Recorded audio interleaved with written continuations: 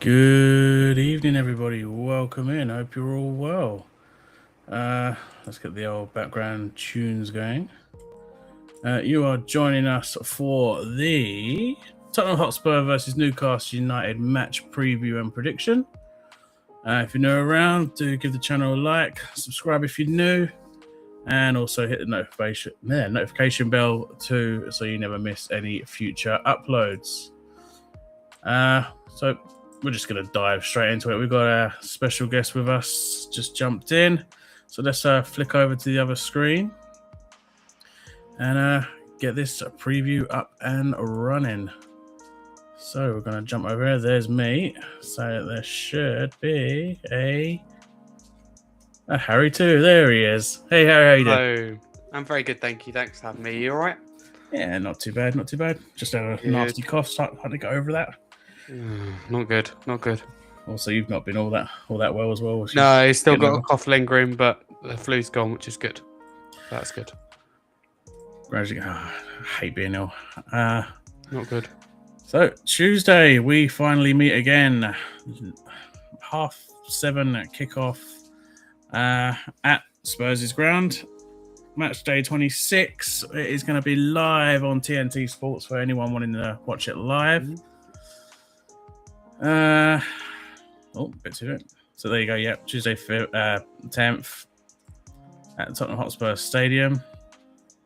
So if you want to know the refs that are going to be in charge, the man in the middle is going to be Anthony Taylor. Not one of my favourites, but at least it isn't Craig Pawson, who is the one I absolutely despise the most.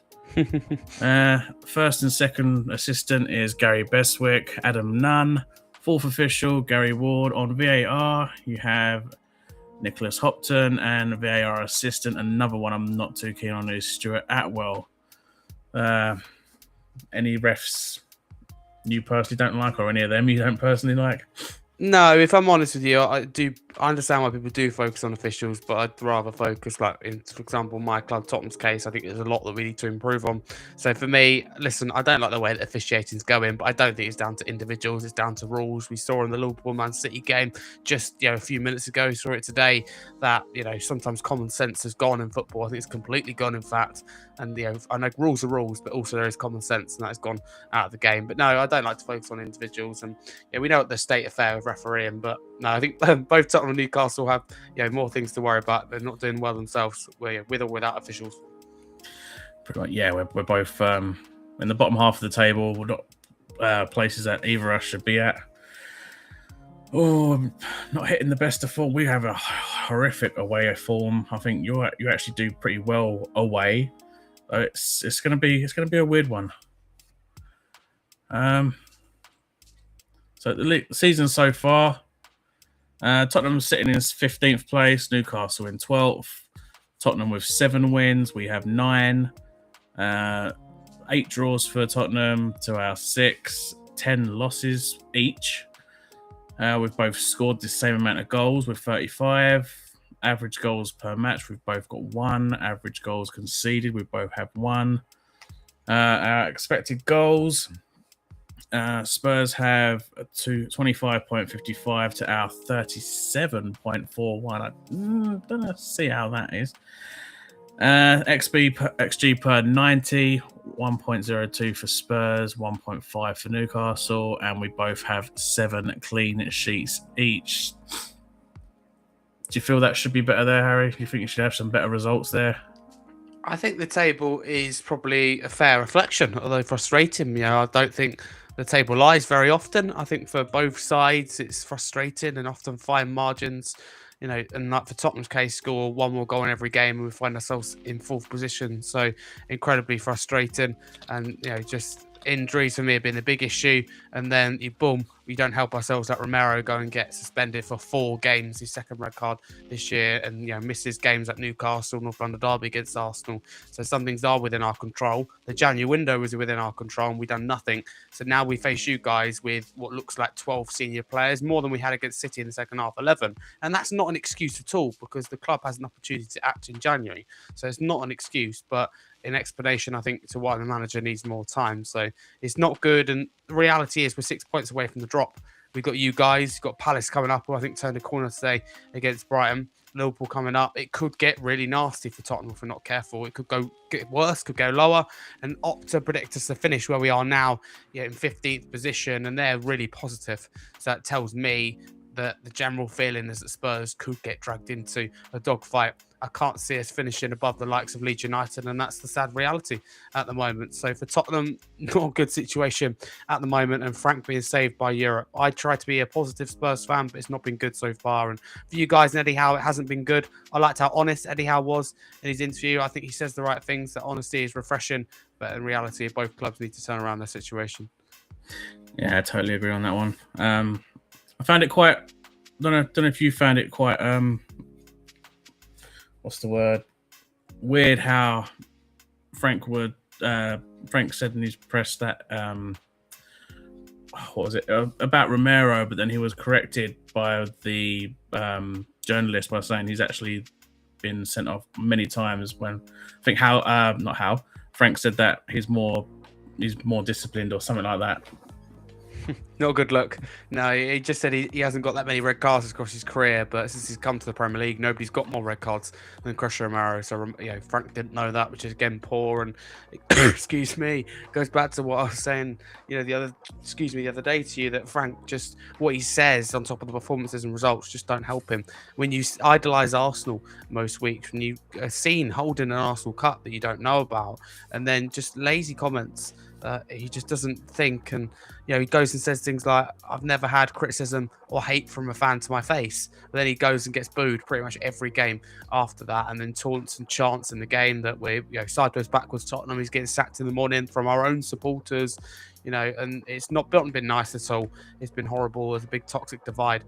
Well, I think when I say toxic divide, a lot of the fans are united and they don't want Thomas Frank. But I think surely that we know that the problems lie deeper. So for me, I'm for giving Thomas Frank time, but we can't be where we are now. It's just not sustainable. Yeah, I mean,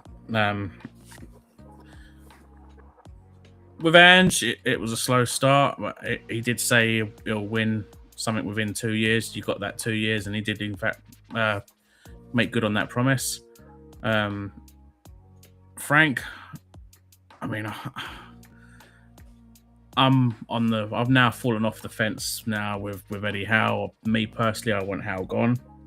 We've had four great years with him, but the stats are showing that we're regressing each and every season. How long have you wanted him out though? Because I know that you've challenged him, let's just say, for a little while. So I'm interested to know how long you've wanted him gone for. I've wanted him gone since the derby. Since the derby made me fall off the fence, and I think if you check out our stats, we've been declining since we won the Carabao Cup, and we haven't been as great since then. We've won 6 of our last 50 away games against teams in the top 12.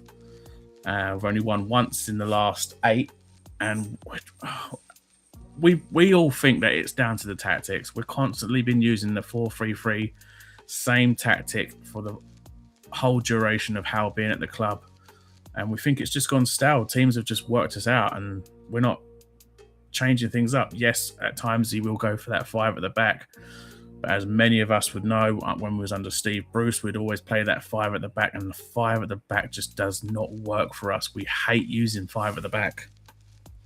And the one thing that really annoyed us all was when, I can't remember which game it was, but we decided to go for a 5-5-0 formation, and everybody just completely lost it.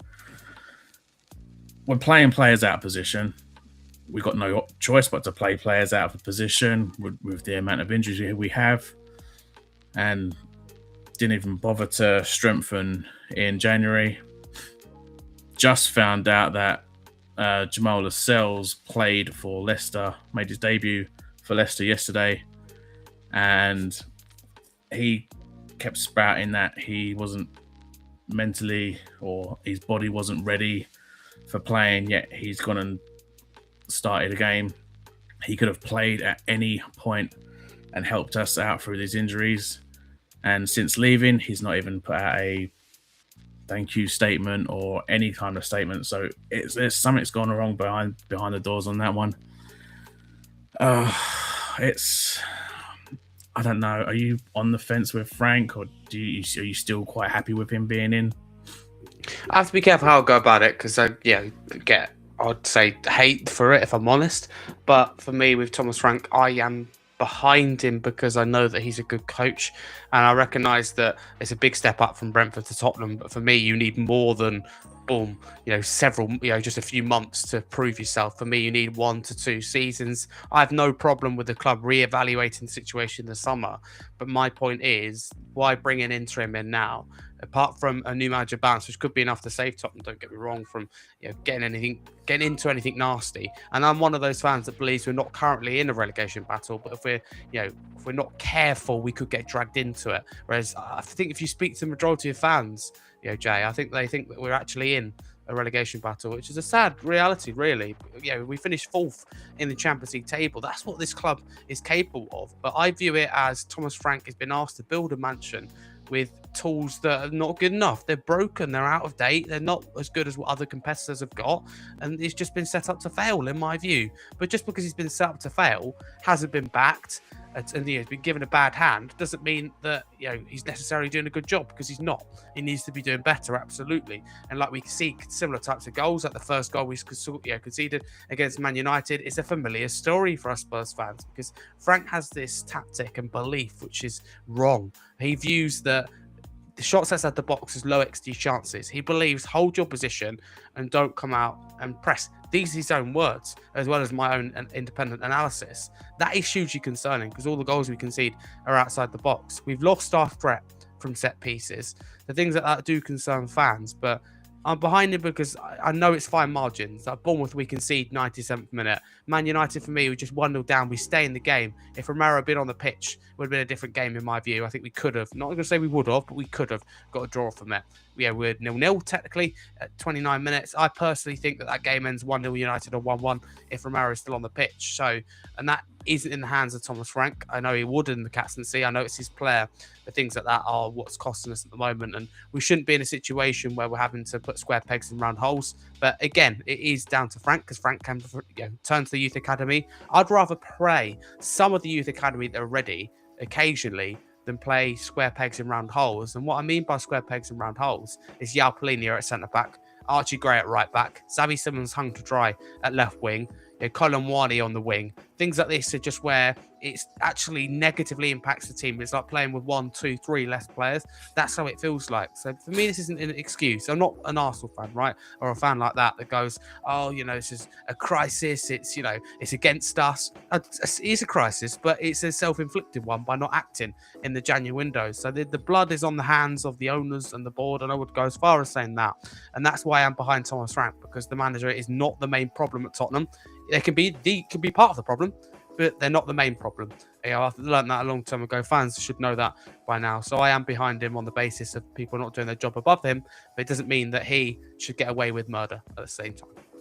Oh, yeah. I mean, it takes me back to when Palace hired Frank de Boer. They put out the statement saying they want a new style of football, they want a new style of play, they want to completely change everything from top to bottom. They bring Frank de Boer in. He has 6 games, 6 defeats, sacked. You're expecting them to play a new style, a new tactic, a new formation, and you expect an instant result. And I think he was hard done by it, because then they brought in Roy Hodgson. I think he had the exact same run of results before they started picking up form. So for Frank de Boer was, I don't know. I felt really sorry when he was sacked, especially when the owners demanding the new style, and it's going to take players a long time to get used to that new style, new formation, new tactic, new style of play, and gelling with other teammates. It just reminds me of that. But then you think, you're looking at now, seeing Matthias Tell is now really unsettled at the club. Now he wants to move on, because he's not getting the game time, or he's just frustrated with the results. It's game time, yeah. It's purely on game time. But I think that situation's gone now, because that was in the window. The thing is now that, like Man City, the second half, we're down to just 11 senior players. Tell's not in the lineup. So that's, something that's absolutely baffling. And that's what I mean in terms of out of favour and not fancied by the manager.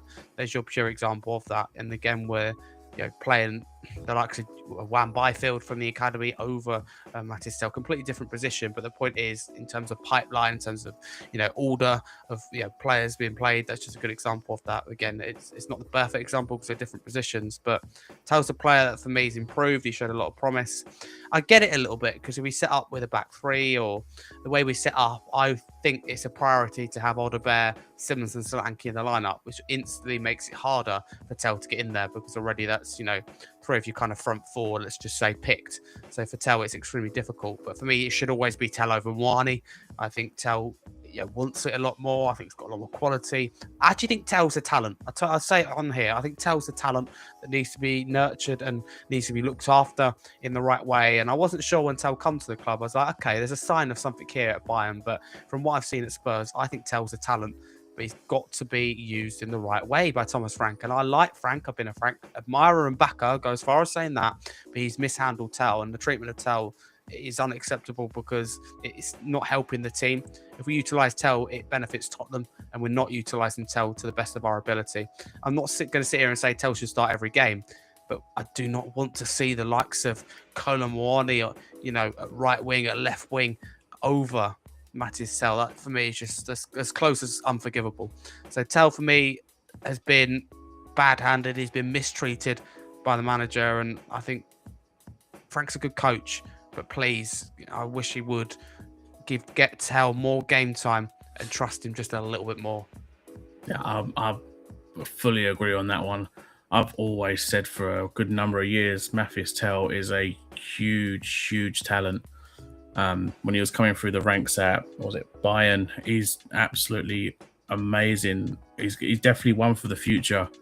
He was one that I would have liked to have come to Newcastle. Another one I would like to come to Newcastle from the Bundesliga was Makoko when he was at Dortmund.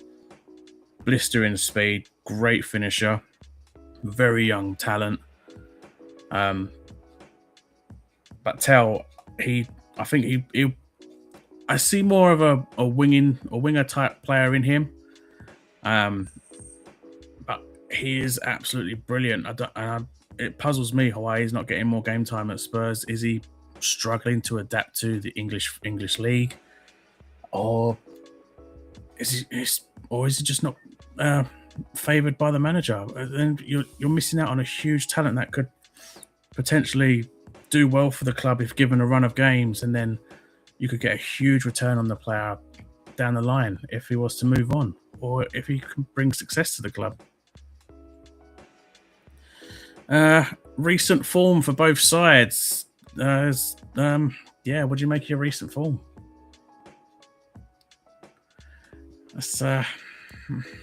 We got one win there, and that came in the 103rd minute against Leeds. Then we really embarrassingly drew to Wolves, lost to Villa, lost to Liverpool horribly. I've done a watch along for that, and the amount of language I used in that watch along. And then we've just recently horribly lost to Brentford, a must-win game that was at home, because now we've got a run of fixtures away, starting with Spurs on Tuesday. Then we have Villa on Sunday in the FA Cup. Then we have Karabakh away in Azerbaijan, which is a 5,000-mile journey round trip. It's I'm not looking for that. And then when we come back, we've got to face Manchester City, and then after that, Karabakh come to us. See, I'm not. If I just chip in here, sorry, for some reason I froze completely. With my, Tottenham's run, it's not good. It's not good at all. Can I just drop a stat here? So Tottenham haven't won a league game in 2026. Just to put that out there. So it's absolutely insane, and haven't won a home game since October. So it's just horrifying where you look at it. And I know that I'm saying all these horrible things and still defending this manager, but I just know that Pep Guardiola, whoever could come in, we could have your guy anyhow. We're not going to progress instantly because someone needs to be backed at Tottenham. We go through managers, more than this country does prime ministers. So we need to actually back someone. But it doesn't mean you have to back the wrong horse, if that makes sense. And my argument is about giving any manager at Tottenham not only the time but the backing. Right now, like Vinay, Johan Langer upstairs are giving Frank the time but not the backing.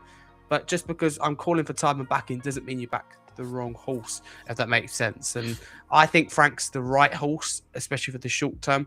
But I understand if fans think he's not. But the run is horrifying. Like, for me, the only time I thought about Frank's future, it was West Ham. That was a big point where I thought, goodness me, we've just kick-started a London rival and such a relegation battles form, and we're just awful.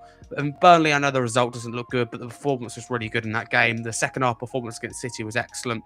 Man United, I think Romero made our task a lot tougher. So I like to be positive. Bournemouth, we lost a game at the end. So for me, I can only really take several negatives out of that West Ham game. That's the one where I look at it and go, there's absolutely no positive in this game. But after this, Tottenham, I don't want to spoil what you've got up and coming, but it's horrible. It's Newcastle, it's Liverpool, it's Palace, it's Arsenal, just some of the next 5 or 6 games. So for Tottenham now sitting 15th place and with West Ham Leeds keeping up points, it's not looking good. And it doesn't look good for you guys either with a tough run as well, I'm sure, coming up. You've had tough games as well already.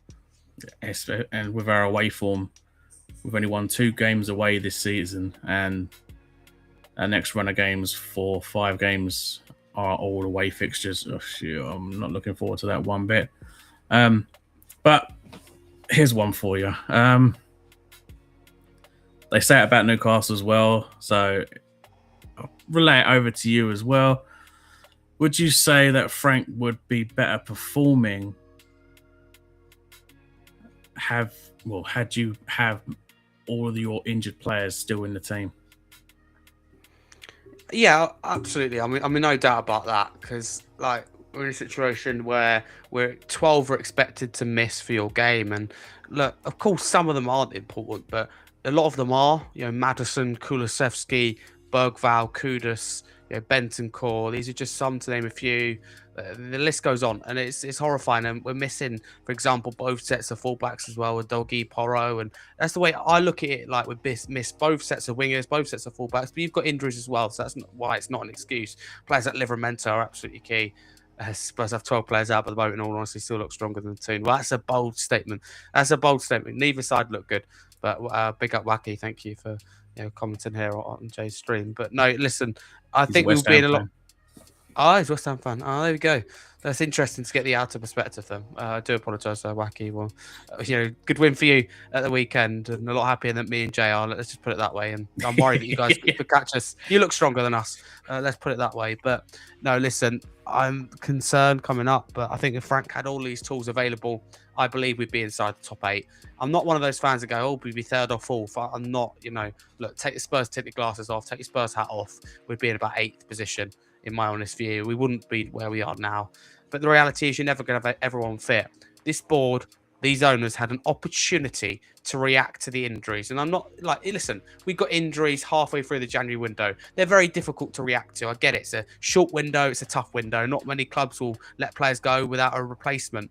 But we knew arguably what we needed coming into it. Yes, he got midfielder, great. So Johnson, fine. But we didn't replace Johnson. We haven't strengthened at all in attacking positions. We haven't strengthened at all in defensive positions, in positions that we knew we needed to strengthen. That's the thing. And injuries that we got prior to January, there's no excuse not to replace. And just because we had, let's think, City, we had 14 players out. I'm not asking the club to make 14 signings, but I think 2 or 3 signings is being, let's say 2 is reasonable. Not just the one in Conor Gallagher and then lose Brendan Johnson. So very, very frustrating. And, I could analyse it for ages, but in reality, we need to put it right Tuesday and get a result. And I don't think we will. I really want my boys to win versus Newton Heath, because I don't want that bloke getting his hair cut. Oh, that hair is, it's a sight to see, I'll tell you that. But yeah, like you said, you don't want to get rid of 14 and replace 14. Same with us. We've got so many players out of contract. The problem with Howe, he's very sentiment over his favourites, we have, I think it's 9 players over the age of 30. We need to move on. Yes, Dan Burn was the hero in the Carabao Cup. Yes, Dan Burn has done well for us. Yes, he's a local lad, but he's 33. Trippier is 35. We need to be moving these older players on. Keep a couple, by all means. I'm all for keeping a couple if they can be good for mentorship. But you got John Ruddy, who should never have even been signed at the club, signed on a free, not even played a single game. He's 39 years old. He's out of contract at the end of the season. I wouldn't mind having John Ruddy as a goalkeeping coach. I'm all for that, but not as a squad player. He's using like one of the 25-man squad slots, and he's not good enough for that. So many players out of contract. Yes, get rid of them. I'd slow build. I'd bring in senior players, but I'd also turn to the youth and bring through some of the youth players. Park Seung-soo, who we got in the summer, he's done really well during pre-season. Not seen since. Eddie Howe does not like using the youth. We name youth players on the bench week in, week out, but he will use the exact same subs every single game. It's always like for like. So yeah, I think it should be the same for you. Slow build, but bring through youth. Why does youth never seem to get a chance? They're always bunged out on loan, and then after a couple of loan sessions, you flog them on for a profit. Absolutely, same carbon copy. But I just think both managers, like if you're down to injuries, like in particular in Tottenham's case, put some trust in the youth academy. Right, you big them up, and your PR stunts. Put your money where your mouth is. And literally, in this case, rather than money, put them on the pitch, right? And I'm not asking to play every game, right? Like you've done with Miley, show a little bit of faith, a little bit of trust in the players. And for me, I just don't think it should be a case of square pegs and round holes. Okay, so yeah, previous meetings, we've played each other 61 times. Spurs have 25 wins over us. We have 27 wins over Spurs. You've had 16 home wins to 9 away wins. We've had 15 home wins to 12 away wins. Last meeting being only 9 draws in 61 games. Wow. Last meeting being 2-2 draw, and those 2 goals coming from Romero. And I'm not confident for the game. I'll be honest with that. I'm not confident about a game. But do those stats surprise you at all? Or? No, not really. I mean, we've had some horrifying trips to St James's Parks. In a way, I'm glad it's at home. But to play devil's advocate, Tottenham at home have been absolutely woeful. In 2025, I think we won there 3 or 4 times. I mean, as a West Ham fan here, and Wacky will know that West Ham and Tottenham have very similar home form, along with, I think, Wolves as well in 2025. Catastrophic is one word I'd use for the home form. I'd go that far. It's really bad, and it's talk about it trying to be a fortress. It's a Death Stone. It's an absolute horror show. Car crash at home. We always concede goals. We don't score any goals really. Very lucky if we score 1 goal, and that's why I'm really surprised against Man City that we managed to claw it back to 2 goals, and that's one of it is our best, I think, home result. We've only won 2 games at home of this season in the league. For context, Brentford, I believe, and Burnley, and there's a big gap between them two of about 2 months as well, and there's been another gap, but I think Brentford was 1.5 months ago. So no, listen, it's not good. I don't feel confident going into the game. I think Eddie Howe, I know that you're understand we criticize him a lot, and you're Eddie Howe out. I understand that, but for me, I do back him to come up with a formula in a big game that is right. I think for me, he had the right idea against Man City, but you couldn't take your chances. City are very lucky, especially with the first goal. Put it this way. If you got into the game, forget about the first leg. Imagine it didn't exist. You went into it 0-0 and someone else rather than Botman was going in with Reinders. The first goal was really scrappy. That doesn't happen on another day. If Alanga and Wissa got themselves together and start taking some of those chances, you get a result from that game. So the idea was right. It was just executed poorly. So for Newcastle, you're not in a great state. But I think if you just flex a little bit to get the likes, and I'm sure you're back with this, you flex the system, that's on Eddie Howe, to get the likes of Nick Voltemada involved a little bit more, suit him. I think you've got to find a way of playing Nick Voltemada and Johan Wissa, whether it be Voltemada in the 10 or them as a front 2. I'm not sure which best suits. I know that Vissa's got to be in a number 9 position, but Voltemada maybe in the 10. I'm not sure. That's something I'm interested to get your thoughts on. We need to find a way of getting something out of both of them. And of course, injuries disrupt your momentum. But when you have players like Lewis Hall, you're going to be secure defensively down that side. He's a fantastic player. So more people performing and showing the passion and aggression that Lewis Hall does, and I think you'll be okay. So yeah, no surprise really with the stats, and it's not good reading for Tottenham, generally speaking. Yeah, with Voltemada, I mean, if you look at Nagelsmann for Germany, he knows how to get Voltemada playing. Voltemada likes to drop back. He likes to receive the ball and create things. He can't be that lone striker. But if you look at the way Germany line up, they line up in a 4-3-2-1 formation. So Voltemada has got two people right behind him, ready to supply him, give him the service. That's what we're not doing. When we play Visser up top on his own, the wingers are whipping balls in, and Visser is like 5 foot, 4 foot, 3 foot, whatever. He's so small he cannot reach those headers. Yet when we bring Voltemada on, the crosses are gone. There's no crosses. We just seem to be all over the place. Voltemada gets back because he likes to pick up the ball, which means we've got no one forward to give the ball to. I'm not satisfied with Elanga. I'm still think he was a waste of money, but he has started to show signs of improvement. Visser, 29 years old, 55 million, no resale value. For me, the number 9 is an iconic shirt at Newcastle, and I don't think he's worthy of that number 9 shirt. So it's something that, and I am happy now that finally Eddie Howe's come out and said, "This is all on me. I'm not doing my job properly. I need to go away and look at myself." That I hugely respect of him, and I hope he does take a couple of days off. Quite happily for him to take a couple of days off, collect his mind, collect his thoughts, think up a new formula, and get us working on something new. We need to ditch that 4-3-3. The sooner the better. The rules make it so you have to sell homegrown for 100% profit, and the rules coming in are going to amplify that.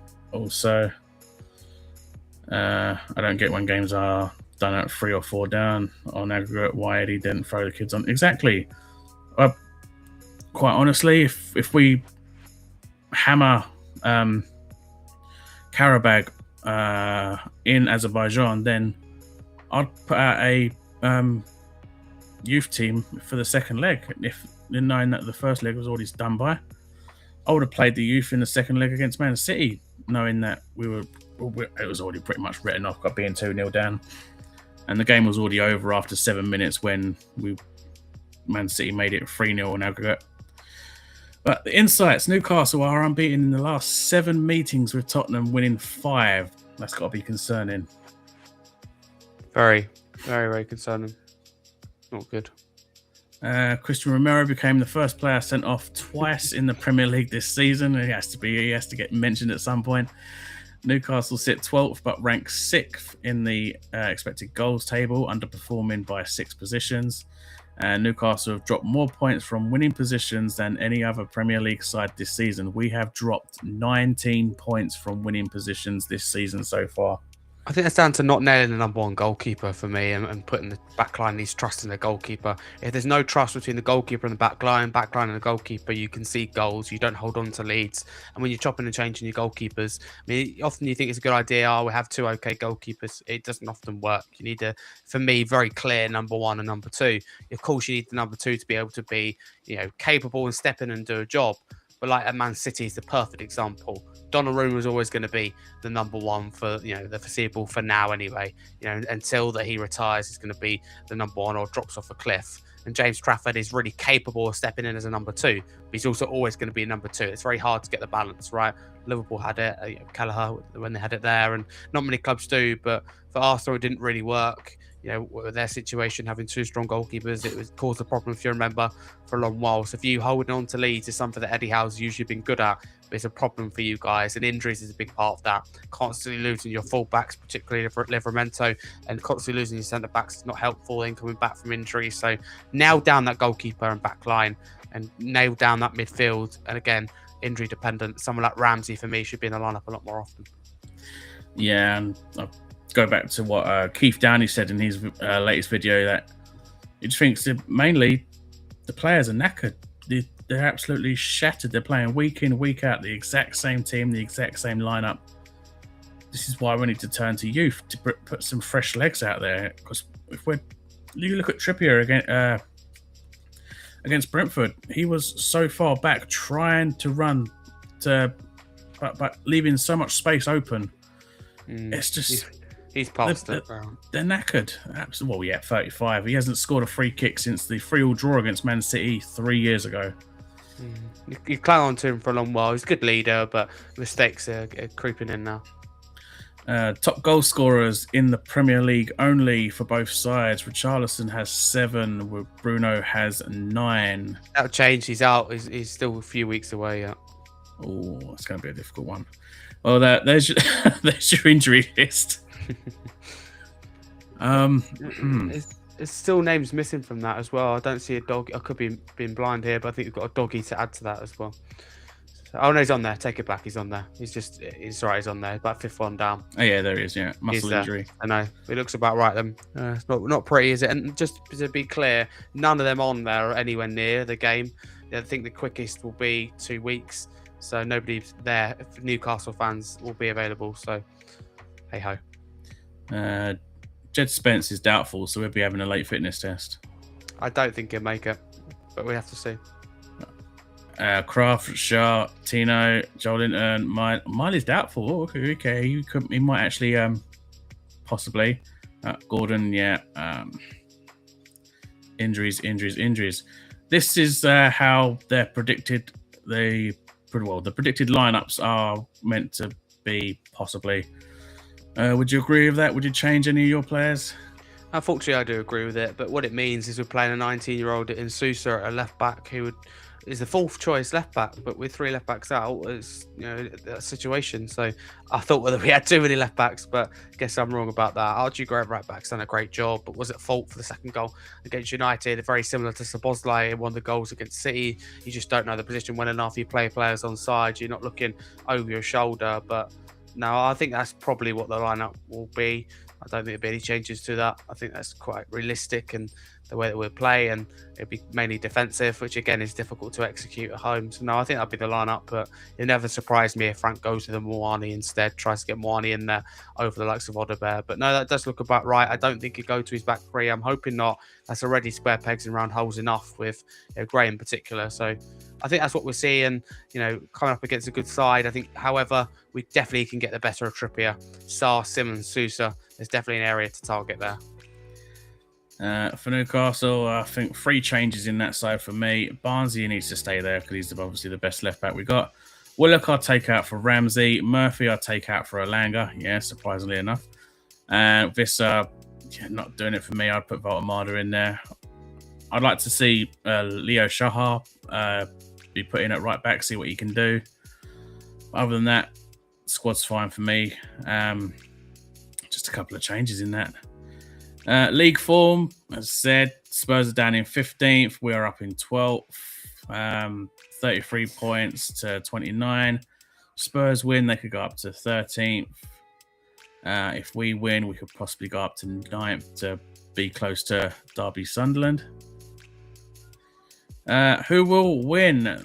This was this is the last slide. So when I last checked, 9,924 people voted, and the largest number have gone for a Spurs win. Very surprising. I don't back my side, and I love to back my side. I love to be positive, but I just can't in this game. So, score prediction. How do you think this game's going to go? Do you reckon you're going to do an upset, taking account our away form? I'm hoping we don't lose again. Better that way. No, listen, both teams need a win. And when both teams need a win, like when Tottenham plays City, it always seems to end a draw. I think both teams have got issues defensively, particularly Newcastle. So I think there's going to be 4 goals in this, 2-2. 2-2. No. Oh, yeah. Repeat of the last, the away fixture. Yes, indeed. Again, it's away form. I'm not confident. I am going to... Oh, do I dare say it? I'm going to say a 2-1 defeat. I'm not confident in this game. I'm not confident with our away form. 2 wins all season so far. If we can get a win, that'd be same as our home brilliant. form. So, yeah, your away form's the same as our home form. So they go cancel each other out. It could end up in a bore draw. We could cancel each other out. Finally, both have another clean sheet again. I'm gonna say 2-1 defeat. I'm not happy with the way we currently are. But yeah, that'll wrap up the things. I've got your channel in the description, but for those that don't bother with descriptions, where can we find you, Harry? Firstly, thank you for having me. People, please get behind Jay and Away the Mags TV. Big up to the chat. Thank you all for interacting. Thanks for your questions, your comments, your contribution, whatever club you support. But you can follow me at HarryScarf22 across social media. 17-year-old football content creator, YouTuber, and autism advocate. I've got some big plans around advocacy work this year, which I'm very delighted about, and I'm very proud to, in my channel, to not only deliver daily Spurs and football content, but to have 2 podcasts. To have a fantastic thumbnail and graphics team, which Jay is a very big part of, to have a fantastic editing team, and last year to win myself and my channel awards for content, myself being given Britain's Best Young Football Content Creator. So last year was incredible. Anything similar this year would be amazing, and that's thanks to everyone's support. And I love coming on channels like this, and I always love speaking to you whenever that is, off air, on air. So thank you so much for having me, and I wish you, as always, I know we stay in contact, but still, I wish you, your channel, Newcastle United, and everyone listening all the best for the rest of the season. No worries, no worries. And you should definitely retain that title when the next awards are come around. Fingers crossed, my friend. Thank you. Thanks for your help. No worries. Thanks for coming on, Harry. We'll probably chat in WhatsApp or whatever, and I'm sure. I'll send you over the pics as well. Lovely. Thank you so much. Other than that, just for coming on, and I will chat to you later. Take care. You too. So let's flick over back to this screen. Hello. Right. So there we go, peoples. That is your match prediction, and it went over a little longer than what I expected, but whatever. Gets everything done and dusted, and what everyone has to say. So I'm happy with that. Unfortunately, I'm going to go for a 2-1 defeat. I don't see us winning. Not with our away form. If we do, then that'll be amazing. That'll give us a huge boost going into the Villa game in the FA Cup on Sunday.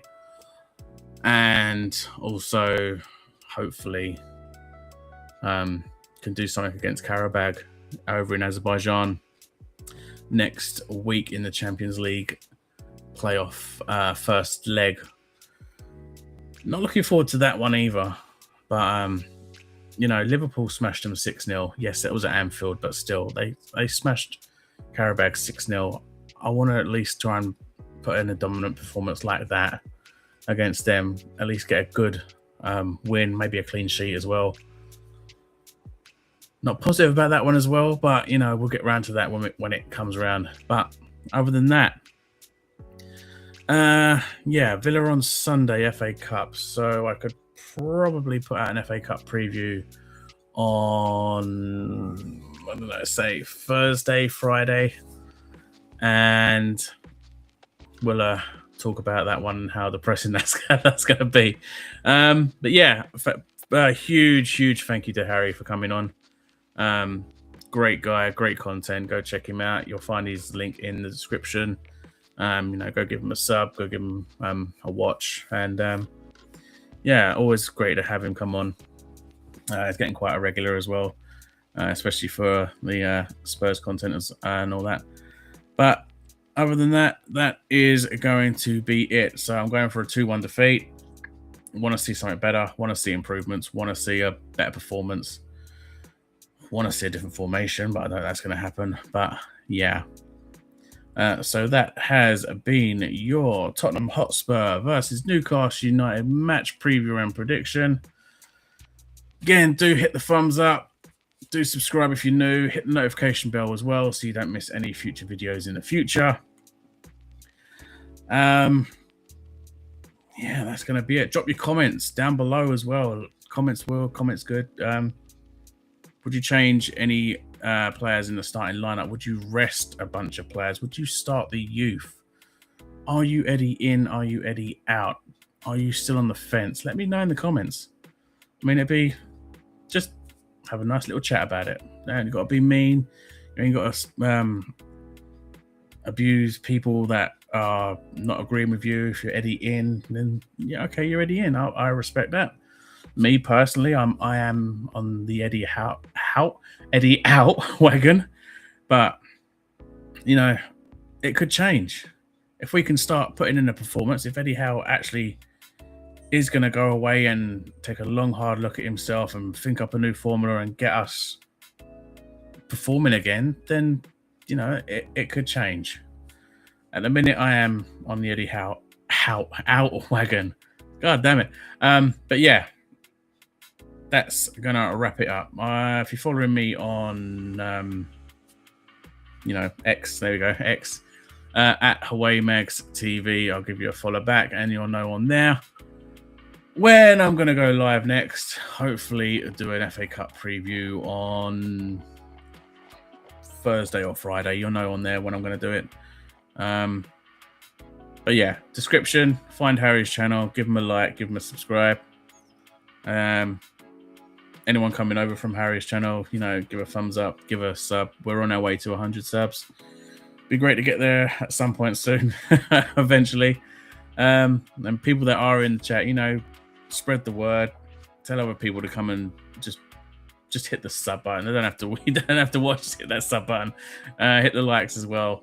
You know, and yeah, we'll leave it at that. So other than that, do take care. Enjoy the rest of your weekend, what's left of it, and I will catch you guys in the next video. So keep an eye on X for when that's going to happen. So from me, take care. I'll see you next one. Toodles.